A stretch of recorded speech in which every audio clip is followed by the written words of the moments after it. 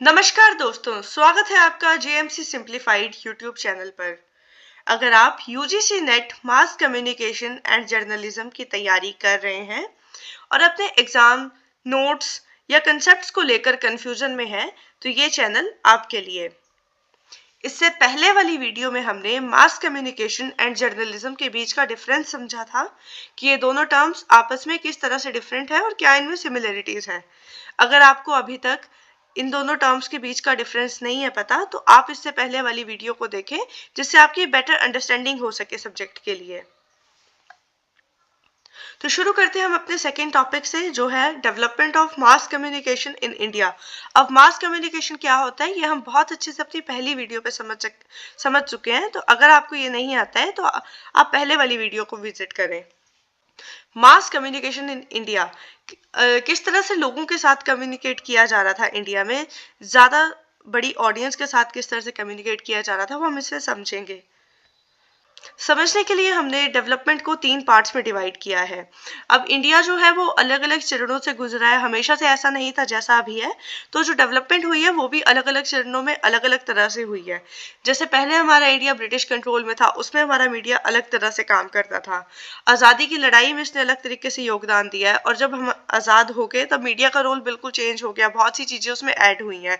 उसके बाद technological advancements हुई हैं, तो उससे भी मीडिया चेंज हुआ है। तो हम ये सभी रूल्स को समझेंगे कि किस तरह से मास कम्युनिकेशन ने अभी जो हम मीडियम को यूज कर रहे हैं उस किस तरह से शेप किया है। Mass communication in India development influenced by colonial rule, national movement, post independence democracy. अब इसे हम क्या समझते हैं कि हमने डेवलपमेंट को 3 पार्ट्स में डिवाइड कर दिया है। एक कॉलोनियल रूल। कॉलोनियल रूल क्या होता है? जब अंग्रेजों का शासन चलता था भारत में, यानी इंडिया ब्रिटिशर्स के अंडर था। अगला हमारे पास है नेशनल मूवमेंट, की जब इंडिया के लोगों ने अपनी आज़ादी की लड़ाई को शुरू किया था, तो उस समय पे मीडिया ने किस तरह से रोल किया। अगला हमारे पास है पोस्ट इंडिपेंडेंस डेमोक्रेसी, यानी जब देश आज़ाद हो गया 1947 में, जब देश हमारा आज़ाद हो गया, 1950 के बाद हमारे सारे संविधान लागू हो गया था, तो उसके बाद मास कम्युनिकेशन ने किस तरह से अपनी रफ्तार पकड़ी डेवलपमेंट के लिए। शुरुआत करते हैं अपने बिफोर 1947 अंडर ब्रिटिश रूल, यानी अंग्रेजों के शासन में हमारा मास मीडिया किस तरह से वर्क करता था। अब देखो, वो अंग्रेजों का टाइम है। अंग्रेजों का उस टाइम पे काम क्या है कि इंडिया के लोगों के ऊपर अपना कंट्रोल बना के रखना है, क्योंकि अगर इंडिया के लोग एजुकेट हो जाएंगे, उनको उनके असली जो मोटिव्स हैं वो पता चल जाएंगे, तो फिर वो लोग उन अंग्रेजों की बात नहीं मानेंगे और उनके लिए विद्रोह करना शुरू कर देंगे। तो उनका मोटिव क्या होगा कि हमारे तक करेक्ट इन्फॉर्मेशन ना पहुंच पाए, हम लोग यूनाइट ना हो पाए। तो उन्होंने इसके लिए मास मीडिया को उसी तरह से रूल यूज किया था। तो उस टाइम पे जो मीडिया का यूज किया जाता था वो ज्यादातर एडमिनिस्ट्रेशन के लिए किया जाता था और ब्रिटिश इंटरेस्ट के लिए किया जाता था। एडमिनिस्ट्रेशन के लिए कैसे कर सकते हैं कि जो भी वो नए रूल्स पास करना चाहेंगे या फिर लोगों को मोबिलाइज होने से रोकने के लिए वो जो जो भी एक्ट बनाते थे, जैसे रॉलेट एक्ट हो गया और बाकी तरह के एक्ट हो गए, तो उन सभी एक्ट को वो अपने एडमिनिस्ट्रेशन के लिए यूज करते थे ताकि उनको कोई मुश्किल ना हो सके, और उस सभी इंफॉर्मेशन को वो मीडिया के थ्रू ही लोगों को पहुंचाते थे। तो मीडिया का यूज तो हो रहा है, लेकिन किसके इंटरेस्ट में हो रहा है? ब्रिटिशर्स के इंटरेस्ट में हो रहा है। मेजर मीडिया फॉर्म्स क्या क्या थी? प्रिंट, फिल्म्स और रेडियो। अब प्रिंट मीडिया को वो किस तरह से यूज करते थे? न्यूज़पेपर एंड मैगजीन्स के थ्रू। लेकिन अब न्यूज़पेपर और मैगजीन्स को तो वो करते थे, लेकिन उनकी लैंग्वेज क्या होती होगी? इंग्लिश और वर्नाकुलर लैंग्वेज। अब वर्नाकुलर लैंग्वेज को आप सभी समझते होंगे, फिर भी मैं बता रही हूँ कि जो भी हमारी जो लोकल एक रीजन पे बोले जाने वाली लैंग्वेज होती है, जिसको आप लिख सकते हैं, भाषा। एक भाषा होती है, एक बोली होती है। मैं इस टाइम भाषा की बात कर रही हूँ कि जिसको हम लिख भी सकते हैं, जिसकी अपनी ग्रामर होती है। इंग्लिश और वर्नाकुलर लैंग्वेज में उनको लिखा जाता था, लेकिन उस टाइम पे सर्कुलेशन बहुत ज्यादा लिमिटेड थी, क्योंकि लिटरेट पॉपुलेशन नहीं थी। ज्यादातर लोगों को तो उन्होंने डिवाइड कर दिया था, और एजुकेशन इतने ज़्यादा लोगों तक नहीं पहुंची थी, तो जो हमारे न्यूज़पेपर और मैगजीन्स हैं उनकी सर्कुलेशन लिमिटेड रहती थी। फिल्म्स को किस तरह से यूज करते थे, फिल्म्स को सिर्फ एंटरटेनमेंट के लिए यूज किया जाता था, उसमें भी स्ट्रिक्ट सेंसरशिप यूज की जाती थी। अब इससे हम क्या समझ रहे हैं कि यानी आप एंटरटेनमेंट की चीजें तो देख रहे हैं, लेकिन उनको रेस्ट्रिक्ट कर दिया जाता था कि जो समाज में बुराइयां चली हैं या जो ब्रिटिशर्स के असली मोटिव्स हैं उनको फिल्म्स के थ्रू दिखाकर लोगों को मोटिवेट ना कर दिया जाए आजादी के लिए। तो उन्होंने हर एक मीडियम को रिस्ट्रिक्ट करने की कोशिश की थी ताकि लोग उनके अगेंस्ट में ना हो जाए। अगला हमारे पास आता है रेडियो। रेडियो इंडिया में लेट इंट्रोड्यूस हुआ था, उसकी इन्वेंशन लेट हुई थी। आई थिंक वो 1920 के आसपास था, लेकिन आप फिर भी इसको चेक कर लें, मुझे 1920 याद है अभी। तो जो रेडियो था वो 1920 तक 20 तक आना शुरू हुआ था, जिससे इंट्रोडक्शन तो उसका लेट हुआ, और जब उसका यूज होना शुरू भी हुआ तो वो ज्यादातर ऑफिशियल कम्युनिकेशन के लिए यूज करते थे और वो स्टेट ओन्ड था। अब उस टाइम पे हमारा स्टेट कौन था, ब्रिटिशर्स थे, उनका शासन चलता था, तो वो इसको भी अपने ही यूज के लिए यूज करते थे। अगला हमारे पास है control and censorship of media. हमने ये तो पढ़ लिया कि वो मीडिया को किस तरीके से कंट्रोल करते थे, कैसे उनके ऊपर उन्होंने सेंसरशिप रखी थी। अब हम ये जानते हैं कि उन्होंने कैसे किया था ये सब कुछ। शुरुआत करेंगे हमारी न्यूज़पेपर से। अब उस टाइम पे न्यूज़पेपर्स का क्या था, हमने पढ़ा इंग्लिश और वर्नाकुलर लैंग्वेज को यूज करते थे। जो प्रिंटिंग प्रेस है उसके लिए लाइसेंस सिस्टम को इंट्रोड्यूस किया था। यानी अगर आप अपनी न्यूज़पेपर की प्रिंटिंग प्रेस चलाना चाहते हैं या अपना न्यूज़पेपर स्टार्ट करना चाहते हैं तो आपको लाइसेंस इशू करवाना पड़ेगा, और अगर किसी के पास वो लाइसेंस नहीं है तो फिर वो जो पर्सन है अगर वो ऐसा करते हुए पकड़ा जाता तो पनिशेबल ऑफेंस होता था, उसके लिए हैवी फाइन्स रखे जाते थे, या तो उसकी पूरी की पूरी जो प्रिंटिंग प्रेस थी उसको सीज कर दिया जाता था। बिना लाइसेंस के आप अपना न्यूज़पेपर प्रिंटिंग प्रेस नहीं चला सकते थे। अब सोचो किसी पर्सन के पास लाइसेंस आ गया, पहली बात लाइसेंस सबको नहीं मिलेगा, लाइसेंस वो लिमिटेड ही देंगे, सभी लोगों को नहीं दे देंगे ताकि ज्यादा सर्कुलेशन ना बढ़ जाए, लोगों के बीच में ज्यादा अवेयरनेस ना आ जाए, तो लाइसेंस को लिमिटेड रखेंगे। अब जो उस न्यूज़पेपर में जो न्यूज़ छप रही है, जो वो न्यूज़ पब्लिश होगी, उसको पब्लिश करने के लिए उन्होंने बहुत ज़्यादा कंट्रोल रखे हुए थे। अब कंट्रोल कैसे था, कोई भी न्यूज़ छपनी है तो उसको पहले से तुम्हें परमिशन लेनी पड़ेगी। यानी हमारा न्यूज़पेपर जैसे छपना होता है तो उससे पहले, छपने के लिए देने से पहले वो सारी की सारी न्यूज़ चेक ब्रिटिशर्स से करवाएंगे, अगर वो अलाउ करते हैं तभी वो न्यूज़ छपेगी। और अगर उसमें कोई ऐसा कंटेंट है जो नेशनलिस्ट व्यूज को बताता है कि सभी लोगों को यूनाइट होना चाहिए, अपनी देशभक्ति की बातें करता है, या फिर ब्रिटिशर्स के खिलाफ कुछ बोलने लगता है, तो उस न्यूज को पब्लिश होने नहीं दिया जाता था। यानी जो नॉर्मल इंसिडेंट्स की न्यूज होती थी वही सब छपने दी जाती थी, जिसमें ब्रिटिशर्स को गलत ना दिखाया गया हो। अब ये जितनी भी प्रेस रेगुलेशंस लगाई गई थी वो सारी की सारी फ्रीडम ऑफ एक्सप्रेशन को रोकती हैं। आप क्योंकि खुल के एक्सप्रेस ही नहीं कर सकते हैं, न्यूज़पेपर का काम है लोगों को एक करेक्ट इन्फॉर्मेशन देना, लेकिन जब वो इन्फॉर्मेशन को चेक किया जाएगा, के खिलाफ वो न्यूज़ लिखनी है, वही उस इन्फॉर्मेशन को चेक करेगा, तो आपके पास कभी भी एक्यूरेट तो नहीं आएगी, कुछ ना कुछ उसमें चेंजेस होते जाएंगे, मोटिव्स को चेंज कर दिया जाएगा, कुछ इंसिडेंट्स को चेंज कर दिया जाएगा, फैक्ट्स को चेंज करेंगे ताकि लोगों को गुमराह किया जा सके। तो वो इस तरीके से मीडिया को यूज करते थे, लोगों तक सही इन्फॉर्मेशन ही नहीं पहुंच पाती थी, और बहुत सी न्यूज को कैंसिल कर दिया जाता था क्योंकि वो एंटी ब्रिटिश व्यूज होते थे उसमें। तो इससे हमारा फ्रीडम ऑफ एक्सप्रेशन को हानि पहुंचती थी। अब इस टाइम पे आप देखेंगे कि ये किस तरीके से यूज किया जा रहा है मीडिया को, इस पे क्या किसका कंट्रोल लग रहा है आपको, इंडिविजुअल्स का कंट्रोल है, इंस्टीट्यूशंस का जो उसको रन कर रहे हैं, नहीं, ये सारा का सारा ब्रिटिश कंट्रोल में है।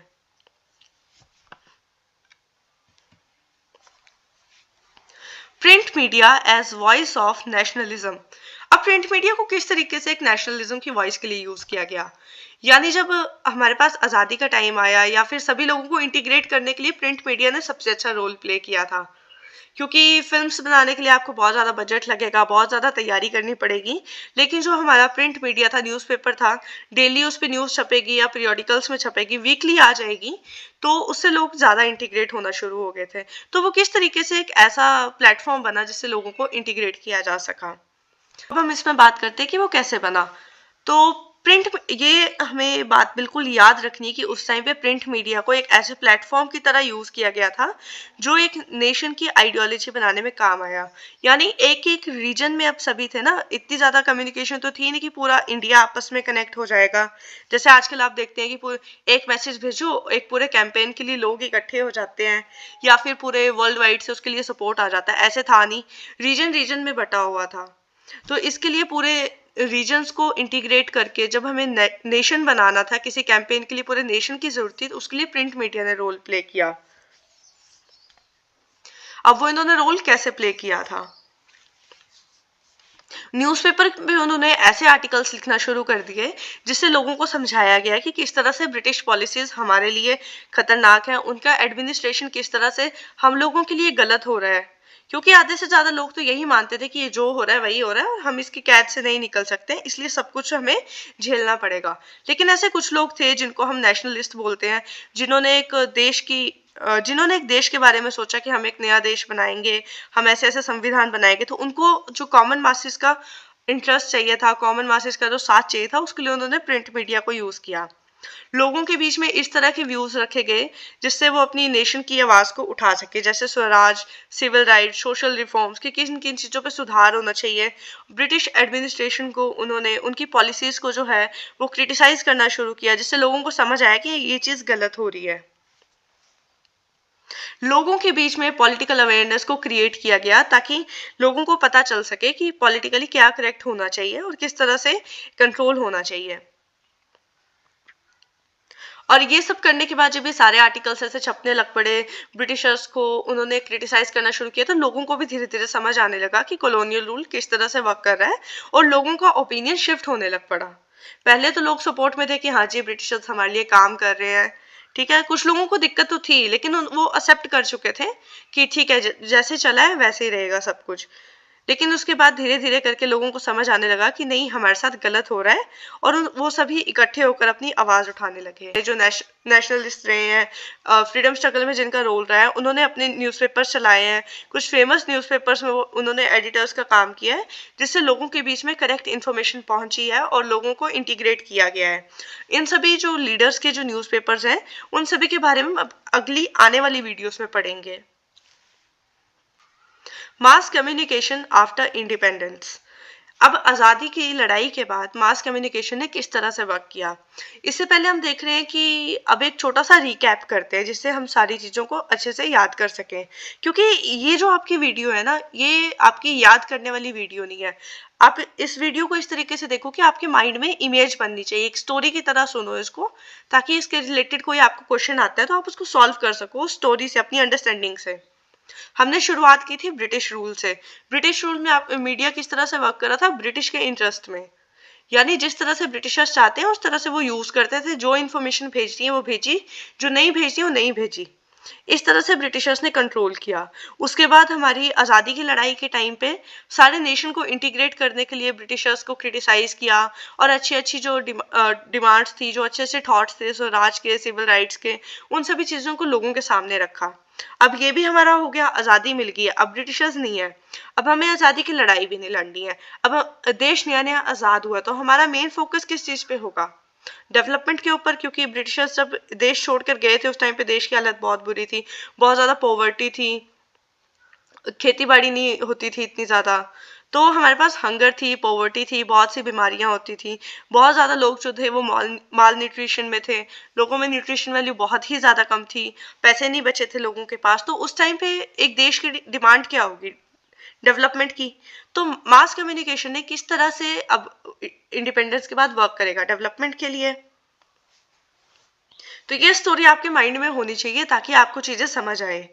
अब हम पढ़ते हैं कि किस तरह से उसने आजादी के बाद वर्क किया। अब देश आजाद हो चुका था तो सबसे पहले जो प्रेस की फ्रीडम थी उसको गारंटीड किया गया, ताकि दोबारा से प्रेस को रेगुलेट ना किया जा सके। क्योंकि लोगों के बीच में जो इन्फॉर्मेशन पहुंचनी है, अगर हम उसी को ही चेंज करके भेजें, उसी को मॉडिफाई करके भेजते रहे, तो सोसाइटी में बहुत ज्यादा चेंजेस आने शुरू हो जाते हैं। जैसे आपने देखा था ना, वो ब्रिटिशर्स के टाइम पे किस तरीके से इन्फॉर्मेशन को चेंज कर दिया जाता था।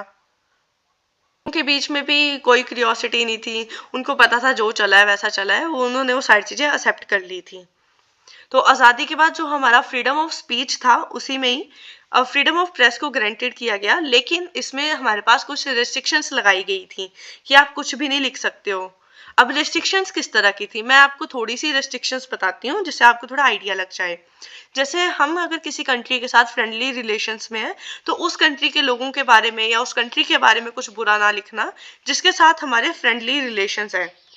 कुछ सच में बुरा हुआ है उसके बारे में लिखो, लेकिन खुद से लिखना वो चीजें नहीं करनी है। नेशनल सिक्योरिटी के खिलाफ कुछ नहीं लिखना है, या कोई ऐसी हमें इंफॉर्मेशन नहीं लिखनी है जिससे हम दो कम्युनिटीज के बीच में कुछ लड़ाई उठा दें, या देश के दो हिस्से जो है, मान लो नॉर्थ और साउथ में या ईस्ट और वेस्ट में, इस तरह के रीजन्स के बीच में हम लड़ाई ना उठा दें। क्योंकि उस टाइम पे देखो ना, देश की हालत बहुत ज्यादा सेंसिटिव थी, देश में बहुत ज्यादा डिविजन्स थे, लोग आपस में बटे हुए थे, तो हमें बिल्कुल संभल के चलना था। तो उस टाइम के जो हमारे प्राइम मिनिस्टर थे पंडित जवाहरलाल नेहरू, उन्होंने क्या कहा था कि मीडिया को किस तरह से वर्क करना होगा, वॉच डॉग ऑफ डेमोक्रेसी, यानी डेमोक्रेसी का वॉच डॉग बन के। अगर डेमोक्रेसी में कुछ भी गलत हो रहा है या कुछ चीज़ों की ज़रूरत है, कुछ आपके राइट्स हैं जिनको अच्छे से पूरा नहीं किया जा रहा है, तो उन सभी चीज़ों पे आप उस पर वर्क करेंगे और लोगों को बताएंगे कि यहाँ पे ये चीज़ गलत हो रही है। उस टाइम पे मीडिया से एक्सपेक्ट किया जा रहा था कि जो भी हमारे डेवलपमेंट एफर्ट्स किए जा रहे हैं उनको लोगों तक इन्फॉर्म किया जाए, और ताकि लोग उसका फ़ायदा उठा सके और लोगों को भी पता चले कि हाँ जी, देश में तरक्की हो रही है। क्योंकि नया नया देश आज़ाद हुआ था, तो अब उनको बिल्कुल एक जैसे खुद को खुद रीबिल्ड करना था, तो उसके लिए लोगों का साथ, लोगों का भरोसा भी ज़रूरी होता है। तो इसके लिए उन्होंने मीडिया को इस तरीके से वर्क करने को कहा था। अब बात करते हैं सोशल रिस्पॉन्सिबिलिटीज ऑफ मीडिया। अगर मीडिया की बात करें तो उसका ज्यादातर रोल तो सोसाइटी में ही होगा, क्योंकि लोगों के लिए इंफॉर्मेशन पास की जा रही है, तो लोगों पे वो किस तरह से वर्क कर रहा है, तो उसकी सोशल रिस्पॉन्सिबिलिटीज क्या थी, कि उससे क्या उम्मीद कर रहे हैं कि उससे ऐसे एफर्ट्स करें ताकि सोसाइटी में अच्छा रिजल्ट आए। फोकस ऑन सोशल रिफॉर्म्स, जैसे कि हमने पहले डिस्कस किया कि उस टाइम पर सोसाइटी में बहुत ज्यादा डिविजन्स थे, जैसे कि अनटचेबिलिटी बहुत थी, चाइल्ड मैरिज थी, जेंडर इनइक्वालिटी थी, साथ ही साथ कास्ट डिस्क्रिमिनेशन था। तो इस तरह की चीजें हमारी सोसाइटी में बहुत ज्यादा स्ट्रांग हो चुकी थी। इन चीजों को लोगों को बताना कि ये चीज गलत है और हम सभी सोशली इक्वल हैं, इसके लिए सोशल चेंज लाने के लिए मीडिया को यूज किया गया था। अब एक चीज मैं आपको बताती हूँ, देखो 1950 में संविधान को लागू कर दिया गया था, लेकिन उस संविधान में सभी को इक्वल तो दर्जा दे दिया था। हमारे बहुत से फंडामेंटल राइट्स हैं जिससे सभी लोगों को इक्वली ट्रीट किया जाता है, सभी को प्रोटेक्शन दी गई है। लेकिन ये जो सारे राइट्स थे हमारे, ये पॉलिटिकली इक्वल थे। पॉलिटिकल इक्वलिटी सभी को मिल चुकी थी, सभी वोट दे सकते थे, सभी पब्लिक प्लेसेस के लिए अलाउड थे, सभी अपॉर्चुनिटीज के लिए अलाउड थे, सब अपनी मर्जी से सब कुछ कर सकते थे जब तक वो एथिकल है। लेकिन जो सोशल इक्वलिटी थी वो अभी तक नहीं आई थी, क्योंकि हमारा समाज बहुत सी डिविजन्स में बटा हुआ था, उसमें बहुत ज़्यादा सुधार की अभी ज़रूरत थी। तो उसके लिए मीडिया को यूज़ किया गया था। मीडिया ने ऐसे इश्यूज को हाईलाइट किया जिससे कि बताया जा सके। अब वो मीडिया कैसे हाईलाइट कर सकता है, या तो कोई आर्टिकल्स किए जा सकते हैं, या कोई जो प्रोमिनेंट लीडर होगा उसके इंटरव्यूज के थ्रू बताया जा सकता है। लोगों के बीच में एक नेशनलिज्म की अगर फीलिंग आ जाए तो भी सारे लोग यूनाइट हो जाएंगे। कुछ मूवीज में इस तरह के रोल दिखाए जा सकते हैं जिससे पूरी सोसाइटी जो मिलजुल के काम करे, या जो हमारा फ्रीडम स्ट्रगल था उसमें सभी लोगों ने मिलजुल कर काम किया था अपनी सारी इनइक्वालिटीज को भूलकर, इसीलिए हमारा देश आजाद हो पाया था। तो इस तरह के स्पिरिट लोगों में जगाने की जरूरत थी, जो काम उस टाइम पे मीडिया ने किया। पब्लिक अकाउंटेबिलिटी, अब जो मीडिया है उस पर जो काम कर रहे हैं वो हमारे जर्नलिस्ट हैं, वही उस पे न्यूज़ लिख रहे हैं, वही एंकर बने हैं, वही जगह जगह पर घूम के फील्ड्स पे रिपोर्ट इकट्ठी कर रहे हैं। अब अगर वही अपना काम अकाउंटेबिलिटी से ना करें, वही फैक्ट को चेंज कर दें, तो लोगों तक तो इन्फॉर्मेशन गलत ही पहुंचेगी। जो जो जर्नलिस्ट फील्ड पे जाकर अपनी रिपोर्ट्स को कलेक्ट कर रहा है, अपने सारे फैक्ट्स को लिख रहा है, अगर वही चेंज कर देता तो लोगों तक इन्फॉर्मेशन गलत ही पहुंचती, और जो हम सुधार की उम्मीद करें वो कुछ भी नहीं हो पाता। तो जर्नलिस्ट से एक्सपेक्ट किया गया था कि वो जो अपनी ड्यूटी कर रहे हैं, जो उसको रिस्पॉन्सिबली करें, पब्लिक इंटरेस्ट से करें, ऐसा ना हो कि वो पर्सनल या कमर्शियल मोटिव्स को लेकर चले। जैसे कि अब किसी के कोई बड़ी इंडस्ट्री है, उसके थ्रू कोई गलत काम किया जा रहा था, अब वो चाहें कि जर्नलिस्ट चाहें कि इसके बारे में हम लिखते हैं, और वो कंपनी उनको जो कमर्शियल बेनिफिट्स दे दे, जैसे कि कुछ पैसे दे दे या कहीं पे लैंड दे दे, कुछ ऐसा करके बेनिफिट्स दे दे, और वो जर्नलिस्ट उसके बारे में ना लिखे, लेकिन उससे क्या है कि बहुत ज़्यादा लोगों का नुकसान भी हो, तो वो चीज़ गलत हो जाएगी। तो उस टाइम पे कहा गया था कि जर्नलिस्ट को अपनी ड्यूटी के लिए अकाउंटेबल रहना चाहिए, और साथ ही साथ उनको पब्लिक इंटरेस्ट के लिए काम करना है, जिससे एक बड़े ग्रुप का बेनिफिट हो सके। ऐसा नहीं कि वो खुद का या तो फिर किसी कमर्शियल इंडस्ट्री का ही बेनिफिट करते रह जाए, पब्लिक इंटरेस्ट की तरफ काम करना था। Link with media theory. This approach reflects the social responsibility theory, which emphasizes ethical and accountable media practice. अब इसके बारे में हमने अभी ऊपर वाले पॉइंट में समझा पब्लिक अकाउंटेबिलिटी में कि अगर हम इस तरह से अपने काम को करते जाएंगे पब्लिक इंटरेस्ट के लिए तो सोशल रिस्पॉन्सिबिलिटी थ्योरी का पार्ट बन जाएगा और इसके थ्रू हम एथिकल और अकाउंटेबल मीडिया प्रैक्टिस की ओर जा सकते हैं। Films division of India.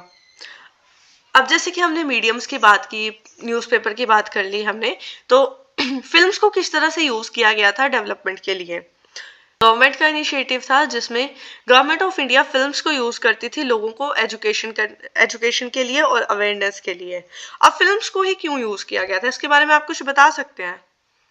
तो इसके बारे में आपको भी बताऊंगी। अगर आपको लगता है कि फिल्म्स को यूज करने की और क्या वजह रह सकती है तो आप इसके बारे में मुझे कमेंट सेक्शन में बता सकते हैं। अकॉर्डिंग तो मुझे ऐसा लगता है कि फिल्म्स को यूज करने की एक वजह ये भी रह सकती है कि उस टाइम पे लोग एंटरटेनमेंट के लिए अपनी फिल्म से देख सकते हैं क्योंकि इतने ज़्यादा टीवी चैनल्स नहीं थे या इतनी ज़्यादा मास वैरायटी नहीं थी एंटरटेनमेंट के लिए, तो उस टाइम पे फिल्म्स एक काफ़ी अच्छा मीडियम रहता था। तो उन्हीं फिल्म्स के बीच में गवर्नमेंट ने भी शुरू कर दिया कि वो अपनी डॉक्यूमेंट्रीज को दिखाएं या न्यूज़ रील्स को बताएं जिनका फोकस किस पे हो, सोशल इश्यूज पे हो, नेशनल इंटीग्रेशन पे हो, डेवलपमेंट के जो प्रोजेक्ट्स लग रहे हैं उसके ऊपर हो, ताकि लोगों को अवेयर किया जा सके, उनके बीच में कुछ चेंजेस लाए जा सके। अब अगर देखो लोग अपनी एंटरटेनमेंट की फिल्म्स देखने जा रहे हैं और अब वो लोग गवर्नमेंट की भी फिल्म्स देख कर, अब हर घर टीवी फोन तो है नहीं, तो गवर्नमेंट ने जो फिल्म बनाई है वो कैसे दिखाएंगी, ये हम समझते हैं मोड ऑफ एग्जीबिशन में। अब जो गवर्नमेंट ने फिल्म बनाई है अब उनको वो कैसे दिखाएंगे। हर एक सिनेमा हॉल पे उन्होंने कंपलसरी कर दिया कि जो भी आप अपनी एंटरटेनमेंट वाली फिल्म दिखाएंगे जिसको लोग देखने आएंगे उससे पहले कंपलसरी है कि गवर्नमेंट की बनाई हुई जो डॉक्यूमेंट्री है, न्यूज रील्स है, उनको भी दिखाएं ताकि लोगों को एजुकेशन भी मिल जाए और वो अपने एंटरटेनमेंट के लिए जो आए वो भी पूरा हो जाए। Media audience relationship. अब हम इसमें बात करेंगे कि मीडिया और ऑडियंस का रिलेशनशिप कैसा था। अर्ली फेज में किस तरह से मीडिया और ऑडियंस के रिलेशनशिप रहा था। One way communication. One way communication से हम क्या समझते हैं कि एक साइड से जो एंकर है वो बोले जा रहा है और जो सामने सुनने वाली ऑडियंस है वो पैसिव है, वो उसके ऊपर कुछ वर्क नहीं कर सकती है। वर्क क्या नहीं कर सकती है, वो उस न्यूज़ को शेयर नहीं कर सकती है, वो उसके ऊपर कुछ फीडबैक नहीं दे सकती है, वो सिर्फ उसको सुन रही है, मान रही है या सिर्फ मानने से रिजेक्ट कर दे रही है। इसको बोलते हैं वन वे कम्युनिकेशन। अब हमारे पास जो टाइम है वो है रेडियो का, न्यूज़पेपर का। इसके बीच में बहुत कम ऑडियंस है जो चाहेगी कि कोई न्यूज़ छपी है उसके अगेंस्ट में वो लिखना चाहे तो एक लेटर लिखेंगे और उस लेटर पे भी रिस्पॉन्ड करने में एक तो टाइम ज़्यादा लगेगा और अगर वो इंस्टीट्यूट चाहे कि वो रिस्पॉन्ड करे तो भी वो करता था, अदरवाइज नहीं करता था। सभी लोग तो फीडबैक नहीं कर सकते थे। लेटर लिखना या फिर उस लोकेशन में पहुंचकर अपना बारे में बताना, ये कुछ चीज़ें पॉसिबल थी लेकिन ये भी बहुत लिमिटेड थी, हर किसी के लिए ये पॉसिबल नहीं था। तो उस टाइम पे जो हमारा मीडिया वर्क करता था वो वन वे कम्युनिकेशन पे ही वर्क करता था कि जो एंकर है उसने अपनी सारी इन्फॉर्मेशन दे दी और ऑडियंस ने उसको मान लिया। कोई भी स्कोप नहीं था फीडबैक का और कोई इंटरेक्शन नहीं की जा सकती थी। अब है हमारे पास पैसिव ऑडियंस। जो उस टाइम पे ऑडियंस थी वो पैसिव थी। अब वो पैसिव कैसे थी, कोई ऑडियंस पैसिव कब होती है। एक्टिव ऑडियंस क्या होती है कि अगर उनको कुछ बताया जा रहा है वो उसके बीच में सवाल पूछ रहे हैं, अपने फीडबैक दे रहे हैं, ठीक है। लेकिन पैसिव ऑडियंस क्या होगी, वो सिर्फ उसको सुनेगी और उसमें पार्टिसिपेट नहीं कर पाएगी। इसे हम बोलते हैं पैसिव ऑडियंस। अब हमारे पास आता है मीडिया कंट्रोल। मीडिया का कंट्रोल किसके हाथों में है। पहले हमने पढ़ा अंग्रेजों के टाइम पे मीडिया का सारा कंट्रोल ब्रिटिशर्स के हाथ में है। अब आज़ादी हो गई है लेकिन लोग इंटरेक्ट नहीं कर सकते हैं, तो मीडिया का कंट्रोल किसके हाथ में रहेगा, इंस्टीट्यूशंस के हाथों में। तो उस मैसेज को लोगों तक डिलीवर कर रहा है वही उस मैसेज पे कंट्रोल रखेगा कि मुझे क्या मैसेज देना है। Expansion of mass communication in contemporary India, technological growth। अब किस तरह से मास कम्युनिकेशन का एक्सपेंशन हुआ जैसे जैसे इंडिया में टेक्नोलॉजिकल ग्रोथ होती गई। अब जैसे हम आज़ाद हुए थे तो उसके बाद बहुत ज़्यादा टेक्नोलॉजिकल एडवांसमेंट्स हुए। तो अगर हर एक फील्ड में टेक्नोलॉजिकल एडवांसमेंट्स हो रहे हैं तो ये कहना तो ऑब्वियस है ना कि मास कम्युनिकेशन की फील्ड में भी हुए होंगे, तो उससे लोगों के बीच में रीच पड़ी होगी, मास कम्युनिकेशन में एक्सपेंशन हुआ होगा। पहले अगर छोटे स्केल में होती थी बाद में बड़े स्केल में हुई होगी, कुछ कमियां होंगी जिनको ठीक किया गया होगा। तो वो सारी चीजों में क्या क्या चेंजेस आए थे। टेलीविजन का इंट्रोडक्शन हुआ था, सैटेलाइट चैनल्स आए, डिजिटल मीडिया इंट्रोड्यूस हुआ, तो इन सभी से क्या हुआ कि पूरी की पूरी कंट्री जो है उसमें मीडिया का लोगों में एक्सेस बढ़ गया और सारी कंट्री आपस में कनेक्ट होगी। वाइडर एक्सेस हुआ लोगों के बीच में, मीडिया जो था वो अर्बन और रूरल दोनों पॉपुलेशन में पहुंचने लग पड़ा। इससे क्या हुआ कि इंफॉर्मेशन गैप हमारा कम हो गया। जो जो इंफॉर्मेशन हमारी अर्बन पॉपुलेशन में पहुंच रही है वही हमारी रूरल पॉपुलेशन में पहुंच रही है, तो इसलिए जो इंफॉर्मेशन गैप था वो कम होता गया। अब ये डिफरेंस हो सकता है कि अर्बन वाले लोगों के पास, मान लो ऐसा मान लेते हैं कि अर्बन पॉपुलेशन जो थी उनकी इकोनॉमिक कंडीशन ज़्यादा अच्छी थी तो उनके पास ज़्यादा मीडियम्स थे, और जो यानी हर घर पे एक टीवी था, हर घर पे एक रेडियो था, अर्बन में हम ऐसा मान लेते हैं। और जो रूरल पॉपुलेशन थी उनके पास इतनी ज़्यादा अभी इकोनॉमिक कंडीशन अच्छी नहीं थी, तो गांव में कोई 2-3 ही घर होंगे जिनके घर पे टीवी हो, रेडियो हो, लेकिन फिर भी जो इन्फॉर्मेशन थी वो तो वहां पे बराबर पहुंच रही थी। अगर आपके पास टीवी है, कनेक्शन है, तो आपके पास वो इन्फॉर्मेशन पहुंचेगी जो अर्बन में पहुंच रही है। तो एक्सेस बढ़ गया था लोगों के बीच में और मीडिया डाइवर्सिटी आ गई थी, यानी मीडिया को डाइवर्सिफाई कर दिया था। बहुत ज़्यादा मल्टीपल प्लेटफॉर्म्स आ गए थे जिसमें ऑडियंस की नीड्स को पूरा किया गया था। अब जब हमारे पास सैटेलाइट चैनल्स आ गए तो हमारे पास बहुत ज़्यादा चैनल आना शुरू हो गए, जो ऑल ओवर द वर्ल्ड चल रहे थे चैनल, वो भी इंडिया में आए, जिससे बहुत ज़्यादा ऑडियंस की नीड्स को पूरा किया गया। अब कुछ लोग हैं जो कुकिंग शोज देखना चाहते हैं, उनको न्यूज़ में कोई इंटरेस्ट नहीं है और उससे पहले सिर्फ न्यूज़ ही चलती थी, तो वो लोग तो मीडिया को यूज़ ही नहीं करेंगे। लेकिन अब जब मीडिया को डाइवर्सिफाई किया गया तो बहुत ज़्यादा लोगों की नीड्स पूरी होने लग पड़ी, क्योंकि उसमें कुकिंग, डांसिंग, एजुकेशन की, न्यूज़ की, हर तरह की चीज़ आने लग पड़ी, फिल्म्स आने लग पड़ी, कार्टून्स आने लग पड़े। इम्पैक्ट ऑफ न्यू मीडिया, ये जो आप टॉपिक देख रहे हैं ना, इम्पैक्ट ऑफ न्यू मीडिया, ये न्यू मीडिया बिल्कुल भी छोटा टॉपिक नहीं है, ये खुद में खुद एक आपका डिग्री डिप्लोमा हो सकता है। तो क्या आप में से किसी को पता है कि न्यू मीडिया क्या हो सकता है? क्या है ये new media, old media, traditional media, इन सभी टर्म्स आप क्या समझते हैं? अगर आप में से किसी को भी इस बारे में आइडिया है कि न्यू मीडिया क्या होता है और ट्रेडिशनल मीडिया क्या होता है, तो इसका डिफरेंस या इसके बारे में आपको कुछ भी पता है, वो आप कमेंट सेक्शन में बता सकते हैं। मैं पर्सनली आपके कमेंट्स को चेक करूंगी और बताऊंगी, और जिसका अच्छा कमेंट होगा उसे मैं पिन भी कर दूंगी। और new media, old media, traditional, ये किस तरह के मीडिया है सारे। अब हमारे पास है क्या न्यू मीडिया। क्या किसी ने कभी ओल्ड मीडिया जैसी टर्म सुनी है या ट्रेडिशनल मीडिया जैसी? हमारे पास सबसे पहला पॉइंट आता है कि ओल्ड मीडिया जैसा कुछ नहीं है इसमें। एक ट्रेडिशनल मीडिया है, एक न्यू मीडिया है। न्यू मीडिया क्या है? जिसमें हम इंटरनेट को यूज करते हैं कम्युनिकेशन को करने के लिए, अपने कंटेंट को यहाँ से वहां भेजने के लिए हम इंटरनेट का यूज हो, जिसमें उसे हम न्यू मीडिया कह देते हैं। और ट्रेडिशनल मीडिया क्या आएगा हमारा, जिसमें हमारा टीवी, रेडियो, न्यूज़पेपर, इस तरह की चीजें आ जाएंगी जिनमें इंटरनेट का यूज नहीं हो रहा है। अब आप मुझे एक बात बताओ कि जो हमारा न्यूज़पेपर है, जो प्रिंट होकर हमारे हाथ में जो कागज आता है, उसे हम किस में गिनेंगे, ट्रेडिशनल मीडिया में या न्यू मीडिया में? अब उसमें इंटरनेट का यूज नहीं हो रहा है, आपके हाथ में एक कागज है, आप उसको पढ़ सकते हैं, एक फिजिकल प्रोडक्ट है, तो वो ट्रेडिशनल मीडिया का पार्ट आएगा। लेकिन वही न्यूज़पेपर अगर आपको आपके फोन में एक पीडीएफ बनाकर दे दिया जाए, तो वो किस में आएगा फिर, न्यू मीडिया में या फिर ट्रेडिशनल मीडिया में? जैसे आजकल वेबसाइट्स में न्यूज़पेपर अपलोड किए जाते हैं ना, तो वो किस में आ रहा है, न्यू मीडिया में या ट्रेडिशनल मीडिया में? इसके बारे में आप मुझे कमेंट सेक्शन में बताएंगे। शुरू करते हैं, न्यू मीडिया क्या होता है।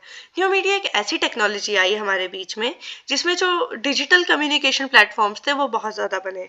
अब डिजिटल कम्युनिकेशन प्लेटफॉर्म्स क्या होते हैं? डिजिटल से क्या समझ रहे हैं आप? इंटरनेट का यूज़ हो रहा है। कम्युनिकेशन क्या है? मैसेज का एक्सचेंज हो रहा है। प्लेटफॉर्म्स क्या है? कि कोई ना कोई प्लेटफॉर्म है जिसके थ्रू आप कर रहे हैं, यानी कोई ना कोई मीडियम यूज़ हो रहा है। आजकल आपने देखा होगा फेसबुक, व्हाट्सएप, ट्विटर, स्नैपचैट, बहुत से ऐसे हमारे प्लेटफॉर्म्स हैं जिन पे हम अपनी इंफॉर्मेशन को, अपने व्यूज़ को शेयर करते हैं, और इन सभी में हम इंटरनेट का यूज़ करते हैं। इन सभी में हम सिंपली क्या करते हैं, हमारे हमारे जो भी व्यूज़ होते हैं हम उनको लिखते हैं और शेयर कर देते हैं, और वो एक बहुत जो ग्लोबली जो ऑडियंस प्रेजेंट है उसके बीच में हम उसको भेज रहे हैं। तो कंटेंट डिलीवरी भी हो रही है और डिजिटल कम्युनिकेशन प्लेटफॉर्म्स का भी यूज़ हो रहा है। तो ये हमारा न्यू मीडिया है। अब इसके मेजर जो फीचर्स हैं वो क्या है? इंटरैक्टिव कम्युनिकेशन होता है। न्यू मीडिया जो है वो अलाउ करता है कि टू वे कम्युनिकेशन की जा सकती है। अब पहले जो हम टीवी, रेडियो में कम्युनिकेट कर रहे थे, न्यूज़पेपर में कम्युनिकेट कर रहे थे, वो वन वे हो रहा था। एंकर ने लिख दिया है, बोल दिया है, इन्फॉर्मेशन दे दी है, अब आप उसमें फीडबैक नहीं दे सकते, उसको शेयर नहीं कर सकते हैं। लेकिन अब जो हमारे पास न्यू मीडिया आ गया उसमें आप शेयर कर सकते हैं, अपने फीडबैक को शेयर कर सकते हैं। अब फीडबैक कैसे देंगे आप? या तो कमेंट कर देंगे या तो उन्हीं को टैग करके आप अपना व्यूज की भी एक वीडियो बनाकर उनको भेज देंगे। लेकिन जो हमारी इसमें ऑडियंस है वो तो एक्टिव ऑडियंस होगी ना, वो इसमें कम्युनिकेट कर पा रही है। तो इससे क्या चेंज आया न्यू मीडिया के आने से कि लोग जो है वो एक्टिव हो गए, कम्युनिकेशन को टू वे किया जा सका। और कहीं भी कम्युनिकेशन अगर टू वे हो रही है तो उसमें हम व्यूज का आदान प्रदान करेंगे तो कम्युनिकेशन अच्छी ही होती जाएगी। अगला हमारे पास है user participation. Two way communication हो रही है तो जो ऑडियंस है वो ऑडियंस ना रहकर यूजर बन जाएगी। वो यूजर बनकर क्या करेगी? वो ब्लॉग्स लिखेगी, सोशल मीडिया पे अपने व्यूज को अपलोड कर सकती है। सिटीजन जर्नलिज्म की एक स्टार्टिंग की जा सकती है, एक स्टार्ट किया जा सकता है जिससे लोग जो हैं वो अपने बारे में दूसरे लोगों के बीच में अपने व्यूज को शेयर कर सकते हैं और अपने जो रीजन है उसके बारे में इंफॉर्मेशन दे सकते हैं। तो यूजर में भी चेंज आया। Shift in power structure. Control over content shifted partially from media institutions to users. अब पहले क्या होता था, जो हमारी मेन स्ट्रीम मीडिया जो इन्फॉर्मेशन को दिखाती थी लोग उसी पे फोकस होते थे। और अगर मेन स्ट्रीम मीडिया से कोई मुद्दा छूट जाता है, कोई इन्फॉर्मेशन छूट जाती है तो बहुत से लोगों को नहीं पता चलती थी। अब एक दिन है जिस दिन इलेक्शन का रिजल्ट आ रहा है और उसी दिन एक बहुत बड़ा एक्सीडेंट हुआ है जिसमें बहुत ज्यादा लोगों की जान गई है। अब जो इलेक्शन का रिजल्ट है आपको क्या लगता है किसको ज्यादा प्रेफरेंस दी जाएगी? हमारी मेन स्ट्रीम मीडिया में इलेक्शंस के रिजल्ट को कि किस तरह से पोल्स चल रहे हैं, कितनी काउंटिंग हुई, क्योंकि पूरा का पूरा जो देश है उसका कॉमन इंटरेस्ट उस टाइम पे इलेक्शन रिजल्ट है, वो भी सेंटर इलेक्शन चले हैं। अगर तो लोकसभा के इलेक्शन चले हैं तो उस पर ज्यादातर इंटरेस्ट रहेगा पूरे इंडिया का। तो उस टाइम पे ज्यादातर लोग अपनी टीआरपी के लिए क्या करेंगे? इलेक्शंस को कवर करेंगे। हो सकता है कि बीच में छोटा उसमें एक छोटे टाइम पीरियड के लिए वो एक्सीडेंट के बारे में बता दें, लेकिन ये भी बहुत रेयर है। कुछ चैनल्स में सारा का सारा मेन स्ट्रीम मीडिया इलेक्शंस की तरफ रहेगा। तो पहले बहुत से लोग होते हैं जिनको सिर्फ इलेक्शन के बारे में ही पता चलता और जो वो एक्सीडेंट हुआ है उसके बारे में पता ही नहीं चलता, क्योंकि आपके पास जो मीडिया है वो किसी और चीज में बिजी है।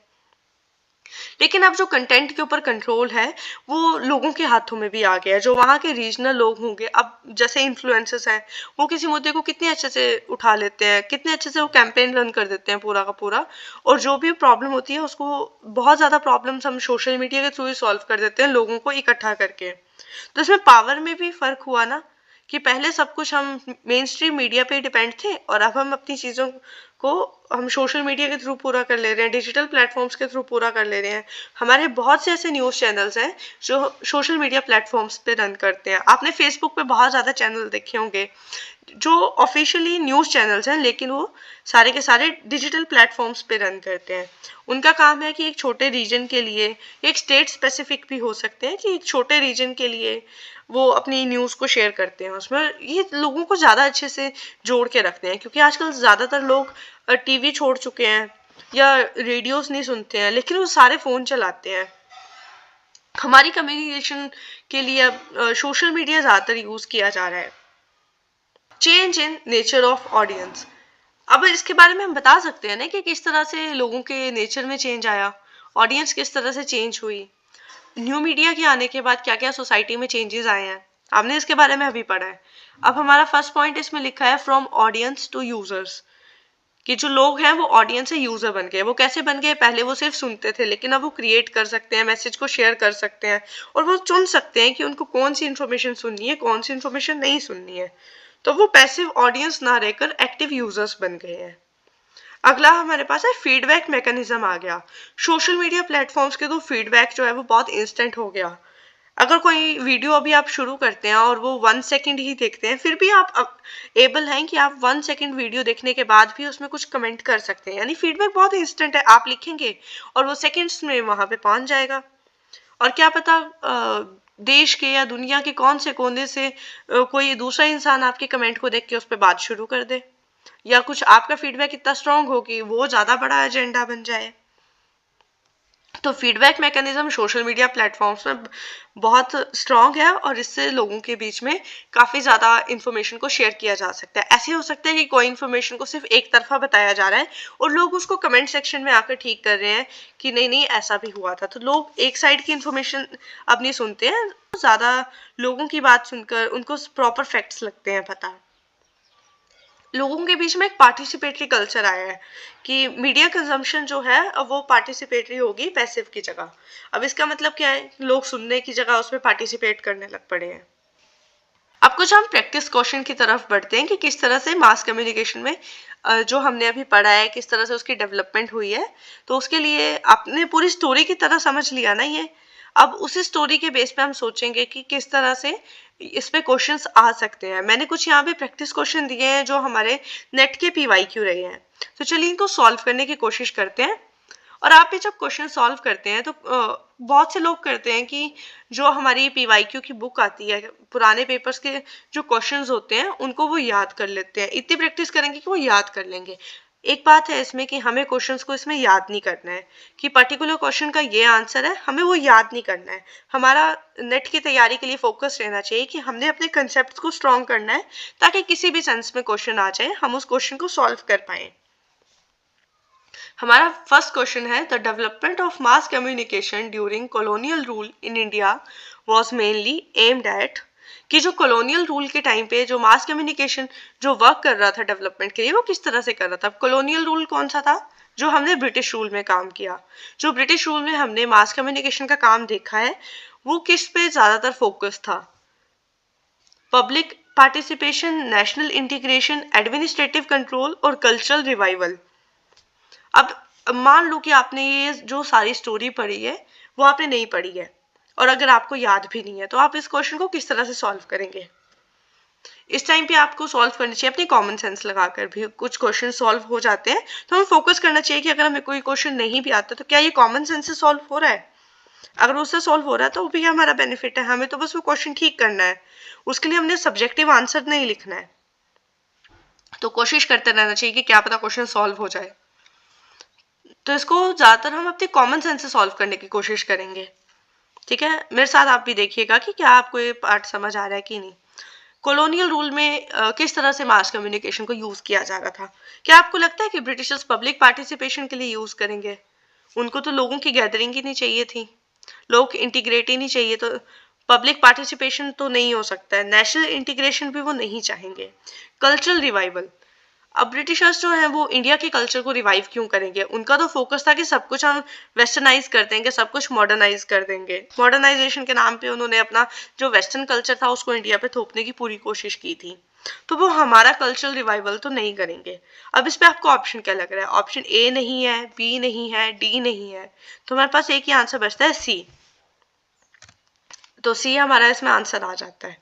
कई बार हमें क्वेश्चंस को एलिमिनेशन मेथड से भी यूज सॉल्व करना चाहिए ताकि हम सही आंसर तक पहुंच पाए अगर हमें प्रॉपर आंसर नहीं है पता तो। Which medium was most effectively used during the national movement to mobilize public opinion? ऐसा कौन सा मीडियम था जिसको ज्यादातर यूज किया गया नेशनल मूवमेंट के टाइम पर पब्लिक ओपिनियन को मोबिलाइज करने के लिए?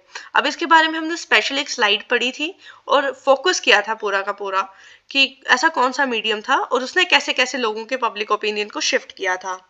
Radio, television, print media and cinema. क्या लगता है आपको क्या होना चाहिए? इसके बारे में तो हमने पढ़ा है, प्रिंट मीडिया।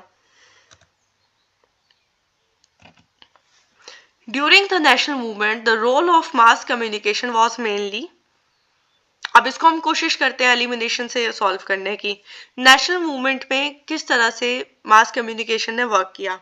नेशनल मूवमेंट है, आज़ादी की लड़ाई चली है, लोगों को इंटीग्रेट करना है, उनका माइंडसेट चेंज करना है, ब्रिटिश गवर्नमेंट के अगेंस्ट करना है ताकि एक देश बना सके वो। तो किस तरह से इंफॉर्मेशन करनी चाहिए?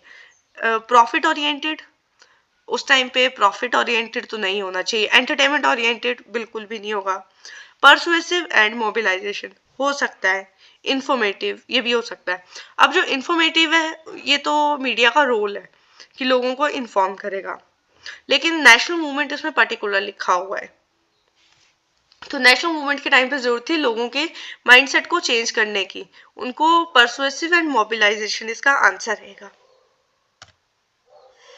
चलिए ये भी हमारा सेकंड लेक्चर्स में कंप्लीट होता है। इस पे हमारा ज़्यादातर फोकस था कि हम अपना एक माइंडसेट बना सकें, किस तरीके से मास कम्युनिकेशन ने डेवलपमेंट में रोल निभाया था उसको समझ सकें। अभी आप सोचेंगे कि इसमें बहुत ज़्यादा रोल थे, जैसे कि सभी लीडर्स के हमारे न्यूज़पेपर्स पे क्वेश्चन आता है कब बना था, कौन सा न्यूज़पेपर था, कहाँ से छपा था, इस तरह की बहुत सी चीज़ें आती है। टीवी ने किस तरह से प्रोग्रेस किया, रेडियो ने किस तरह से किया, फिल्म्स ने किस तरह से किया, ये सारी चीज़ें हम अपनी आने वाली वीडियोस में कवर करेंगे। लेकिन यूनिट 1 हमारी फाउंडेशन है, इस पे हमें फोकस करना है कि हम अपने माइंडसेट में बना सके, जिससे दिमाग में स्टोरी क्लियर हो कि उस टाइम पे सिचुएशन क्या थी, ताकि कोई क्वेश्चन आए तो हम उसको समझ सकें। चलिए इसी के साथ में अपनी दूसरी वीडियो को भी समाप्त करती हूँ। इसी तरह से बने रहिए हमारे यूट्यूब चैनल जेएमसी सिंप्लीफाइड। जय हिंद, जय भारत।